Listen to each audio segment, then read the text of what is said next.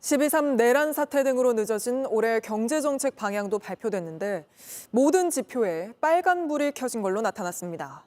특히 올해 성장률 전망이 이례적으로 1%대로 추락하면서 추가 경정 예산 가능성도 커지고 있습니다. 박준우 기자입니다. 정부가 올해 경제 성장률 전망치를 1.8%로 제시했습니다. 성장률 집계가 시작된 1953년 이후 2%를 믿던 건 IMF 외환위기나 글로벌 금융위기 당시, 코로나 창궐 첫 해 등 모두 6차례뿐입니다. 한국은행, IMF 같은 주요 기관 전망치보다도 낮은 겁니다. 올해 우리 경제는 미국 신정부 출범과 국내 정치 상황이 맞물리며 어느 때보다 큰 대내의 불확실성에 직면할 것으로 예상됩니다. 특히 지난해 역대 최대를 기록한 수출은 올해 정반대의 상황을 맞았습니다. 트럼프 취임 이후 통상 정책 급변 가능성이 큰 데다 반도체 등 주력 업종 경쟁력도 떨어지고 있어서입니다.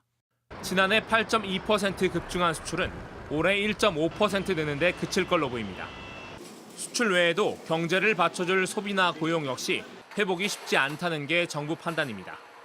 무엇보다 계엄 사태가 촉발한 정치 불확실성은 가장 큰 악재인데 성장률이 더 떨어질 가능성도 있습니다.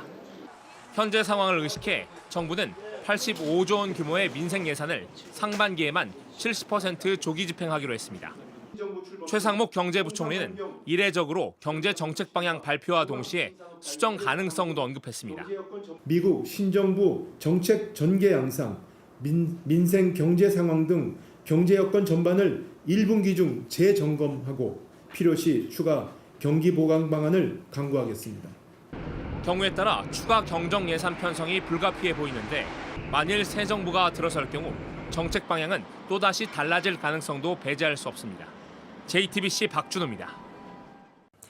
JTBC 뉴스를 시청해 주셔서 고맙습니다. 저희는 저녁 6시 50분 뉴스룸에서 뵙겠습니다.